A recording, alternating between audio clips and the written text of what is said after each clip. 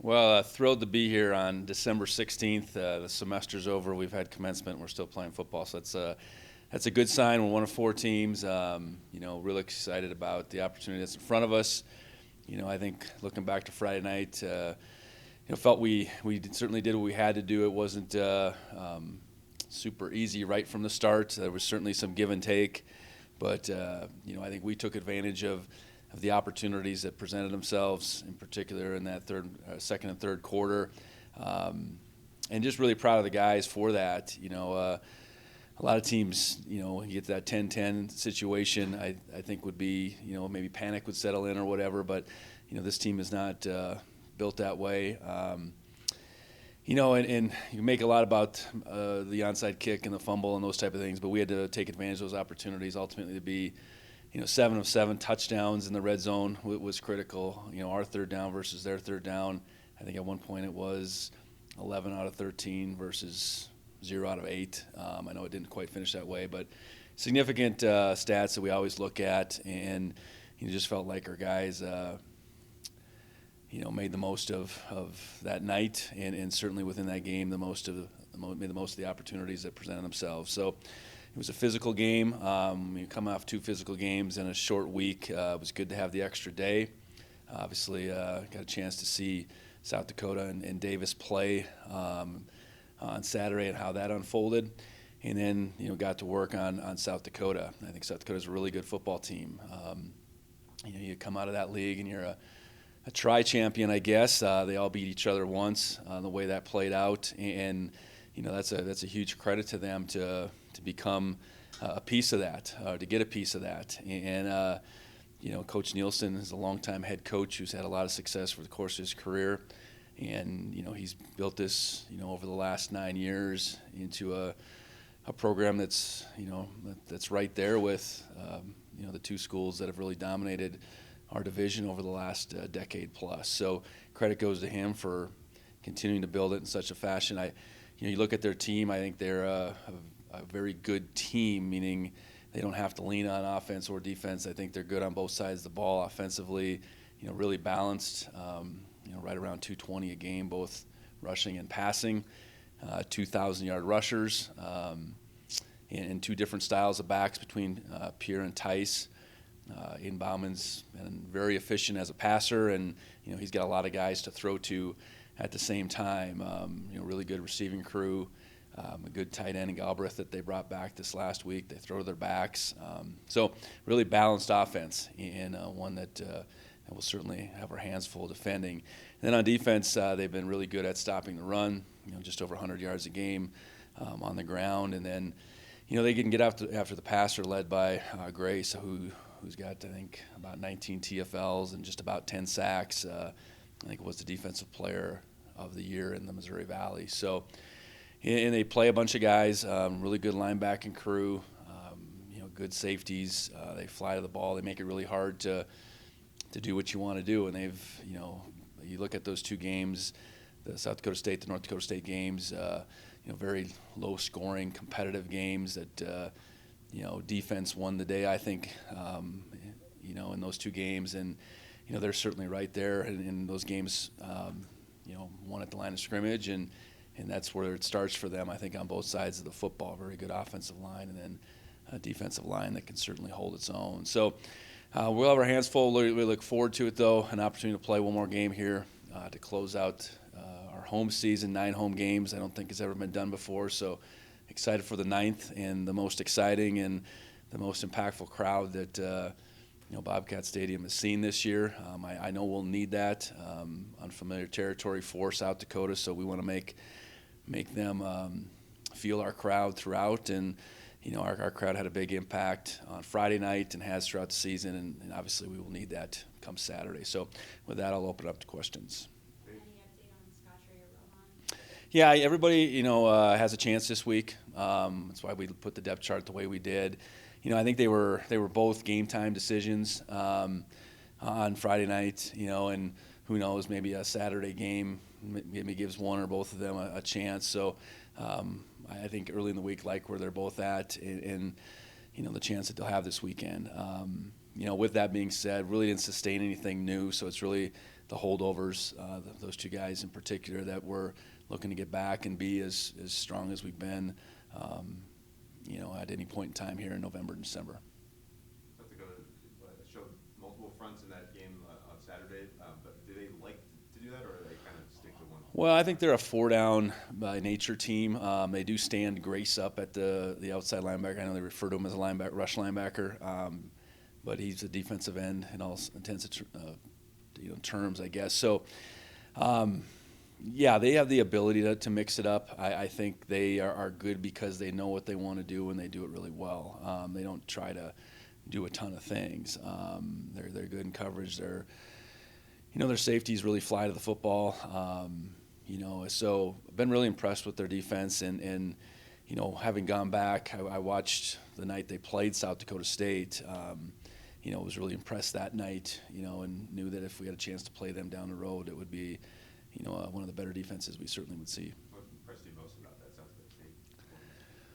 Well, they made it really hard on South Dakota State that night. And as it got into the later part of the game, I mean, they were ultimately felt like they were in control. It didn't work out for them. It goes to overtime. But, I think to go to Brookings and be able to play them that way, I think that in itself was impressive. It was apparent that you could see that they were prepared to go toe-to-toe with South Dakota State. And then a bunch of weeks later, NDSU has to go down there. And that was an unusual game, unusual finish, but they found a way to win. So when you can put yourself in the conversation with those two programs, you've taken things to a pretty high level.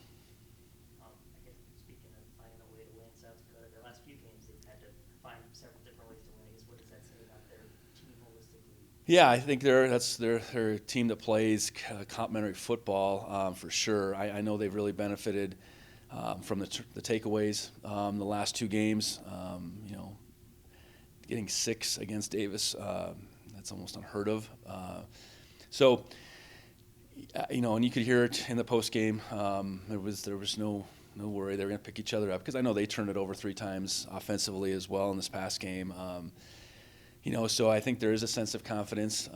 Games, I'm sure, like the NDSU game, last regular season game of the season, where they found a way, it seemingly against all odds to pull that one out. You build out of that type of game, and then you get in the playoffs, and it really, that sense of belief can really catch on like wildfire. So I think that's definitely where they're at. They're also good in special teams as well. So. They have a team that, much like us, you want to be good on both sides of the ball. You want to be impactful in the special teams, and that plays this time of year. So there's a good reason that they're still alive. You mentioned Ballin earlier, just efficiency or consistency. I guess what stands out about him as a passer? Yeah, I've known Aiden for a long time. Recruited a tight end out of his high school the year before when Aiden was a junior, and Aiden's dad Todd was the coach, and so I had watched him a lot as a high school player, and he'd committed to Iowa State at that time. So, really talented, big athlete was what he looked like as a high schooler. And this is the first time I've really had a chance to watch him intently as a college player. But, really strong arm. He's got great size. He's got a quick release. Son of a coach, and his dad Todd was an NFL player as well. So, he's got a really good football mind, it appears. Commands their offense, makes good decisions. So, he's definitely the one that drives it for him offensively. He's got a lot of weapons around him, but without him playing to the level he is, they wouldn't be having the success they are. You mentioned around the time of senior day that the senior class knew, they'd have a few more games at home. Now with this being the final game at home, with how special the senior class is, how do you kind of handle those emotions going into this one? Does it seem like they're pretty good at handling their emotions? But Yeah. What's in store this weekend? I don't know. I think ultimately what they've done now is they've maxed out what it could be, as far as the home games go. But more importantly, there's another game on the other side of this that they all desire way more than anything else. So, they've done a really good job of making the most of every moment, meaning we're going to prepare like we can so that the moment works out in our favor. I think that's what I really think this group has going for us. They going for us. They don't. I think they know the gravity of the situation for sure, but they don't let that weigh them down. They've been able to lead our team in a fashion because of how they go about their business each week. Those bunch of seniors are, so critical to our success, but the way it plays out on a Friday night or all these Saturdays is one thing. It's what they're doing, Monday, Tuesday, Wednesday, Thursday, to prepare and to show the other guys how it's done. So I think there's a lot of gratitude in maximizing the home opportunities this year, and I'm sure there'll be some emotions knowing that this will be the last game here. But I know it's more about creating a couple more weeks to this season, a couple more weeks to this team, and ultimately reaching that last game is that they're going to be after. Speaking of that, Brody, specifically, I know you spoke about it plenty of times before, but final home game for him, how do you kind of put into words what he's meant just to this program? Yeah, I think there's a number of those guys. You look at I think for those guys, they would say, hey, we want to leave the place better than we found it, and there's no question they've done that. And I think there's a bunch of guys that have raised the bar at their position. I think Brody certainly has done that. I think a bunch of guys that have raised the bar on what it means to be a student athlete here at Montana State, and I think Brody definitely exemplifies that. And a group of guys that I think don't take anything for granted. They don't take any of these games for granted. They don't take their education for granted. They don't take what it means to be a Bobcat for granted. And there's, it's not just Brody carrying that flag. It's a bunch of them. So I think that's the really neat part about this group is that feeling of not taking opportunities for granted, whether it is on the football field, in school, in life, I think is really permeated this team, and we're far from perfect in that regard. But it's leaders like Brody that his legacy will be felt for a long, long time. He'll go down as one of the greats, I think, in this program. I have no doubt in my mind in saying that. So I'm excited for him and this group to have maximized their opportunities here this fall, and excited for them to figure out how we can keep this thing going. Tommy, you talked a lot about his improved passing. Was there anything specific that you saw him work on over the off season, or just that he's really mastered this year? I don't know that like anything special fundamentally or anything like that. I think we did make some adjustments in what we were doing. I think we added a much more thorough quick game package, I guess, to create more ordinary quarterback throws. It's not that we didn't have it, some elements of that in our passing game the past few years, but we really made a concerted effort there. I think the area I think he's improved the most is down the field passing. That was, and I'm talking posts and things like that. Just stuff we didn't do a lot with him the last couple of years. If we were going to do much of that, it was probably with Chambers.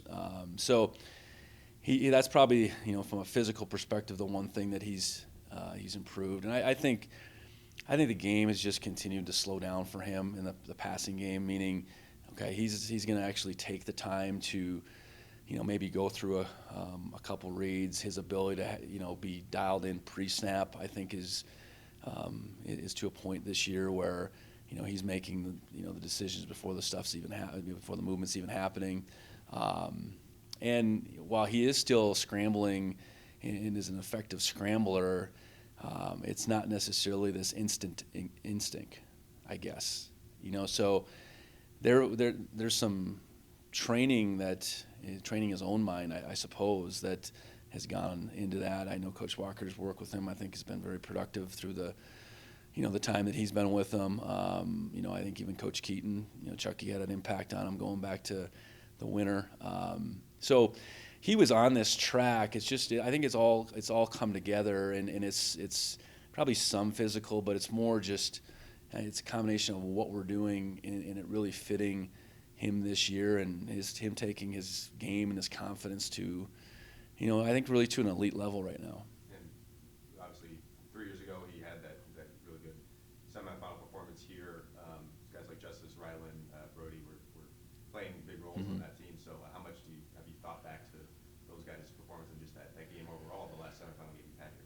Yeah, it was a special day for this program, and it is good that we do have some guys that were a big piece of that game. I look at this group now has played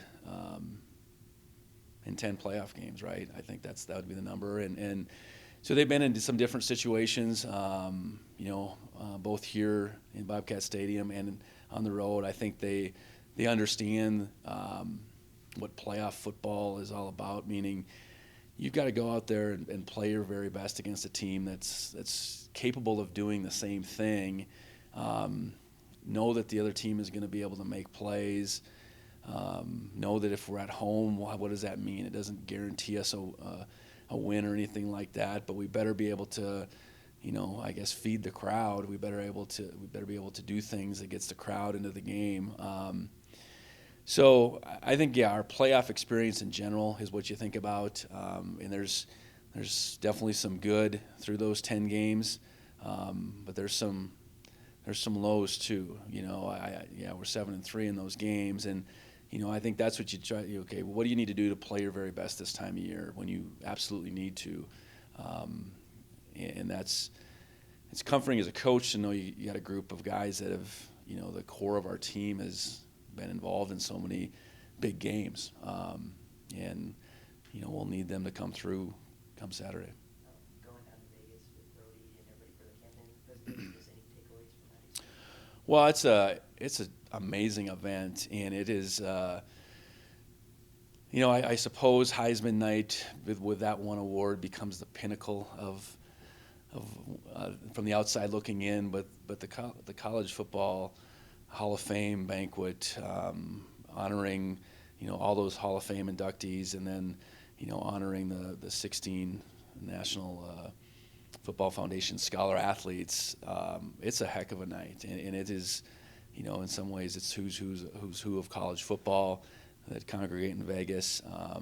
It's an award ceremony that's been going on for a long, long time. It's only been in Vegas most recently, but I think to have Montana State represented there now 3 out of 4 years between Troy, Bill Kohler, and now Brody. I think that speaks to our program, but it really speaks to those 3 individuals for their performance, in Brody's case on and off the field, to be able to put Montana State on that stage with all the best programs across the country. So it made for a busy day that day, practicing, flying down there and flying back after the banquet, but I know it was well worth it for Brody, and I think it was family to be there, and just thankful we were able to make it all happen. Almost working on this right justice, and just I know this season hasn't gone as you all planned for him. Yep. Just I guess what have you seen out of him this year, and just what he's meant in this? Yeah, I think pretty quickly back in August he didn't let it bring him down. And a guy that especially offensive lineman, when you're one of I think we have 18 in that position group. If you're a guy that's going to wear your ups and downs on your sleeve, it's going to have a wide-ranging effect within that group in particular. So I think his positivity from a pretty early stage post-injury, I think was significant for that room. I think he was able to look and say, I don't know why this happened here, but boy, I had 3 years of starting every game and not missing a snap basically in front of it. So, why did it happen? I can't worry about that. I'm going to do everything I can to put myself back in position to be a part of this. And he's done that. I know coming back and playing offensive line is challenging in its own right. His injury has made it a little bit more challenging to come back. He's come back and he's played now in the last 3 games in some fashion. I know he's ready to go if we do need him. So I think I've just appreciated his attitude, his mindset, how he's carried himself through a pretty difficult time. I know he was on track to, break starts records and be an all conference, all American type of guy. And again, you don't know why it happened. So I think he really appreciates what was in front of the injury, and he's making the most of what he can do to impact this team, throughout the rest of his time here. We just, Can you maybe speak about Bobby Daly's role and what he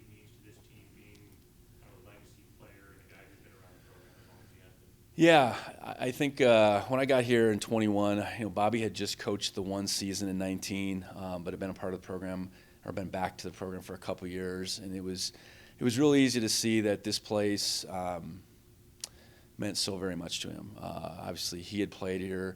His brother Brad had. His dad Jay had.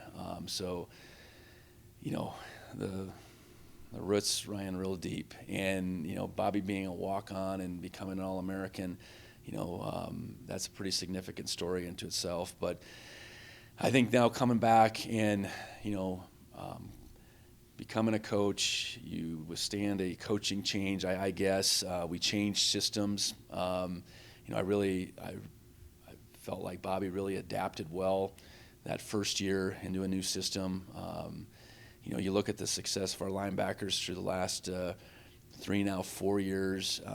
We've had all-conference, all-American level linebacker play, and that goes, credit goes to those players, but certainly a bunch of credit goes to Bobby. Quickly after I got the job, he transitioned into being the lead Montana recruiter. And, it goes without saying, I think we've done a really good job in the state recruiting, and a lot of credit goes to his efforts. I think the high school coaches really, they know Bobby and they trust him, and the way he communicates with them is a big part of our success in state. And now becoming a coordinator in year 4, he's taken our defense to another level, and there's a bunch of components to that. It's bringing that staff along in the off season, going back, to the winter months, making some subtle tweaks to all that we were doing. You're working with a group. A bunch of those guys he'd worked with, and Jody he'd played with. So, you go from being, I guess, on the same line as some of those guys to now you're the coordinator, you're the voice in that room. That's not always easy, but he's done a really good job of leading them, but also listening to them at the same time. I think our players, it was easy for them to gravitate to Bobby being in that new role, going back to the winter, but he's got to also then execute those relationships with the players beyond the linebacker room. So I think he did a really good job going back to the winter and the spring with that. And then as we've gotten into games, as a first-time play caller, I think what I see is we're very prepared each week. Our guys know what they're doing. I think we change our plan up enough each week to present some challenges for the other offense. But then in games, I think he's been really forward-thinking, meaning we're not going to make every play. Good example on Friday night, we give up the long pass, and it happened. Okay, now what do we got to do to move on? Or even in some sequences where we might give up a long run or something, it's always moving forward. And that positivity, I think our guys have really fed off of that. So he means a lot to this program. This program means a lot to him. This coming from Helena over to MSU, his story means a lot to him, and he's able to articulate that very well. So, our success, Bobby's certainly a big part of that this fall, and he's been a big part of our success over a long, long time with this program.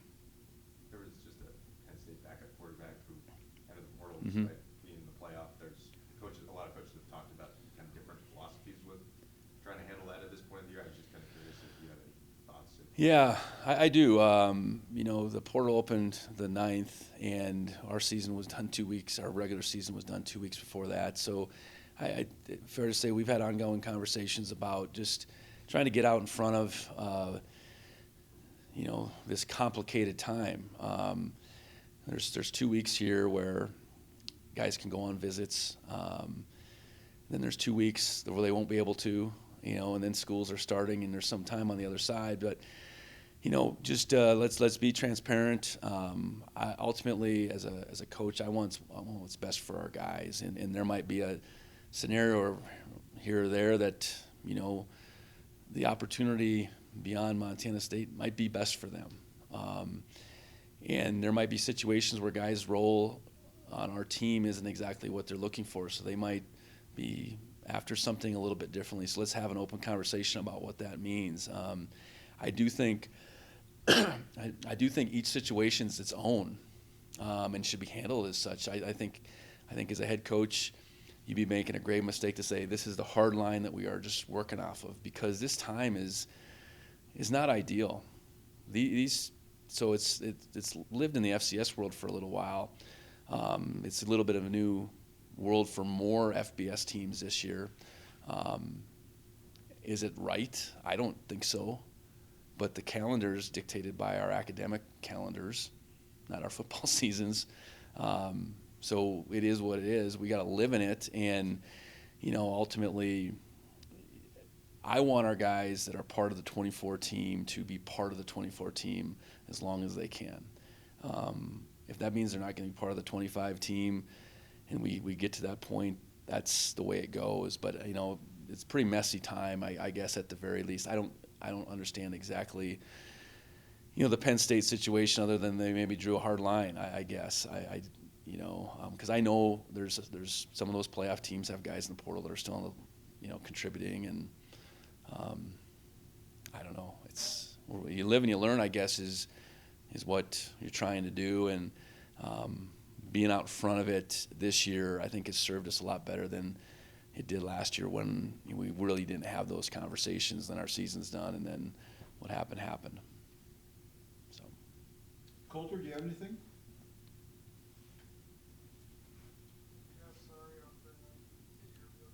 gotcha. Yeah.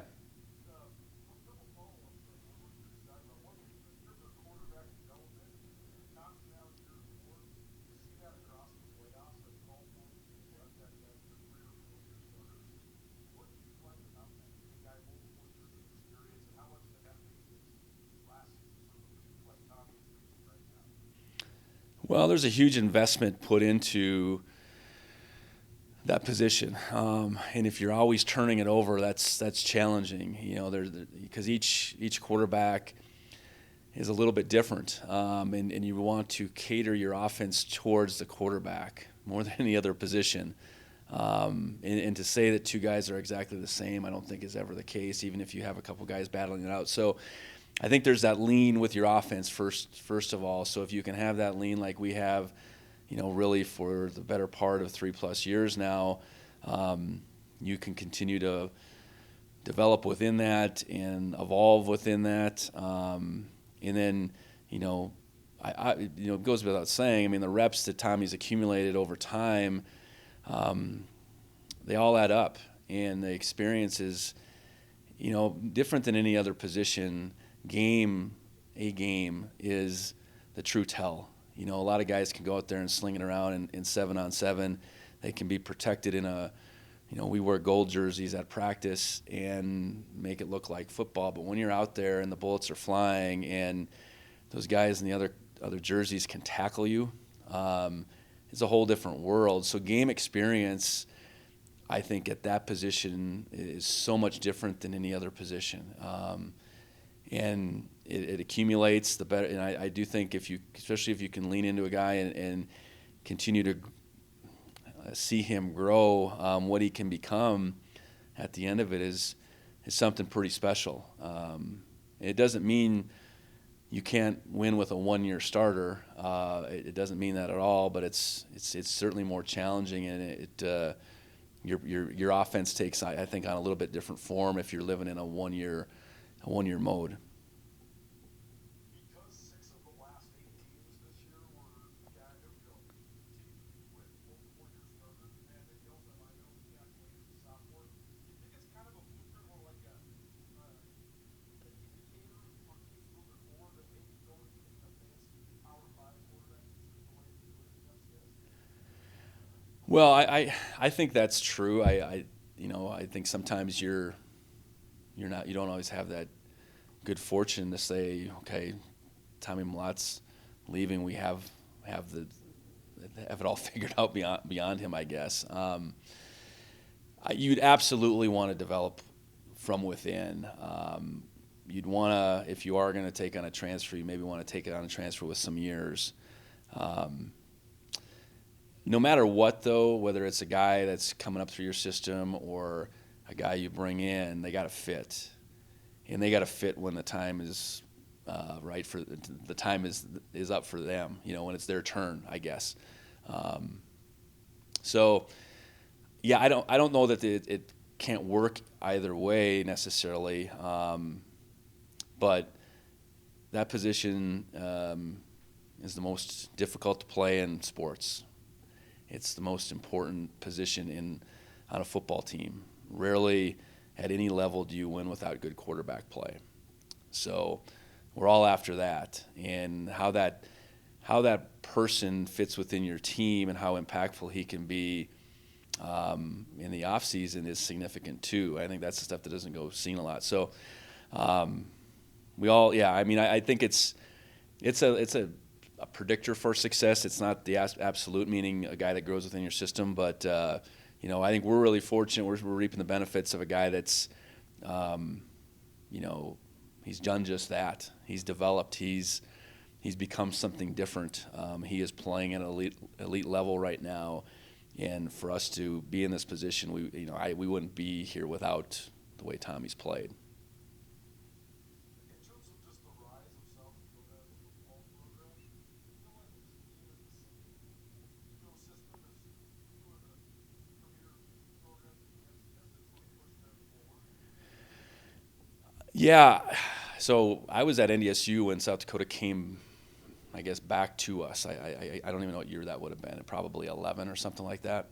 So they in North Dakota were behind South Dakota State and North Dakota State. Not only with the transition to 1AA FCS, but then also the move into the Missouri Valley. And they were ahead of North Dakota. They got in, again, whatever year that was. It was somewhere in that, I think 11 is what if I recall right. And they were behind in that stretch, and I think they're really fortunate to get Coach Nielsen to come in. And I think his championship background and mindset and commitment to that program, alongside, being right there in the same state as the Jackrabbits and, a state down from the Bison, I think is it's those types of things. Obviously, they've chosen at the University of South Dakota to invest. I would guess. You look at the way the Dakota Dome looks now. I haven't been in there for a long time, but it looks a lot different than the last time I was in there. I know they built a basketball facility. I mean, they've just done things at that university to continue to move forward, and I'm sure in large part because their in-state counterparts were doing the same thing, and they didn't want to stand by just watching all that happen. So credit to them, credit to them for not just being comfortable being second fiddle. And they're in a place right now this year where they're tri-champions of that league. And I'm sure if you'd asked a lot of people even a few years back, they probably wouldn't have seen that coming.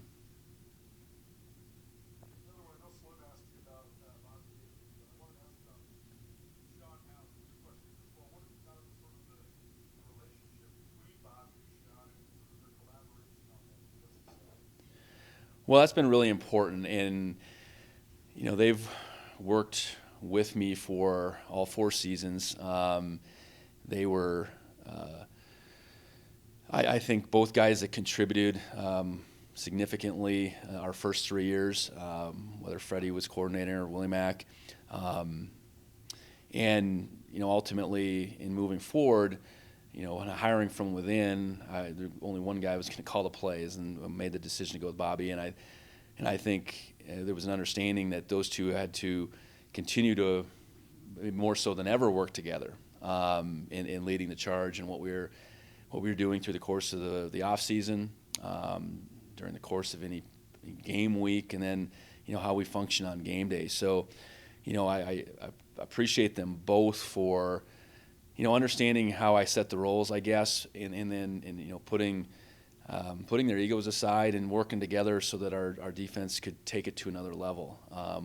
Without their willingness to, I guess, follow my lead and how I sorted it out, we wouldn't be in the position we were. And I said it back when we made the decision to name Sean the co-defensive coordinator. That's a real title in my mind, especially when we're talking about how we operate outside of game day. And I think he's taken to that, and Bobby's allowed for those, those opportunities for Sean as well. So pleased with how it's worked out, and just fortunate to have had both those guys on staff now for the 4 years I've been here.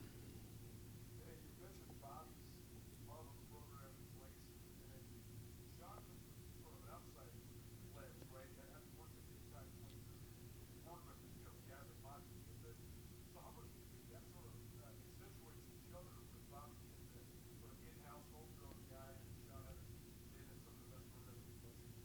Yeah, I think sometimes with like Sean's experience, I think your access to a different point of view, different people in the business, I think has been there. I think Sean's experience within this relative system is deeper than Bobby's. So, I think being able to call back on the way they did things here, the way they did things there. Sean worked with Scotty Hazelton, who I go way back with, and getting Scotty, involved, I guess, with even a relationship with Bobby this past off season was big. But then, I think it's just that. I think trying to always find the best way to do things is what both of their experiences, I think, bring to the table. And again, how well they work together is a credit to both them as individuals. And I think at the same time, yeah, Bobby's got deep ties here. He's, as deep as anybody. But at the same time, Sean, I think I feel the same way for him, meaning this isn't just a flash in the pan in his career. I think he's really enjoyed this opportunity to be here. He'd moved around quite a bit, so I don't know it for a fact, but I would guess this is his longest stint at a place. And I think he takes a great amount of pride in our success here at Montana State. He's really poured into our players in this time that he's been here. And that's what you really want when guys are here as coaches, wherever they come from, that this is where they're at. And they're entirely invested in the opportunity to lead our players and to give them the best chance to have a meaningful experience. And I in different ways, I think they've both done that while they've been here. And last thing for me, the defensive line just level that we're at right now, and the ability to help the way stick to tree, and just how many guys are game ready. How much of a testament is that to Coach Al? Yeah, it's a lot of credit goes to him and certainly Coach Bapp as well. And I think since I've been here, the charge has been we can't just go out there with four guys. We've got to develop depth, and I do think this is the deepest group that we've had, both in talent but then experience as well. And guys, truly understanding their roles, and if it means they're a single-digit type of guy plays per game, they're gonna single-digit plays are gonna be impactful. Or the guy that's gonna play 40+ plays, he's gonna figure out how to do that.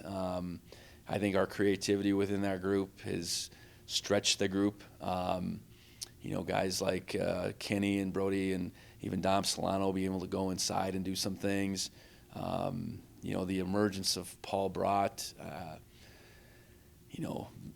Sean's seen that through from his redshirt year. Where Paul came in as a pretty raw, hardworking, talented guy, but become I think a real force. So.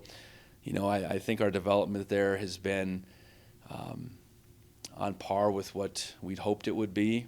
And just like on the offensive side, our success, begins with that group and the discipline they play with, the effort they play with. And, right now I think we're playing at a pretty high clip. Anything else in the room? Somebody asked me that through Polidor. Is there anything injury-wise with the family? I think he, like at tail end of the game, I think it was a long game for him. So he was out there practicing today, I guess. So that's, typical game stuff. All right.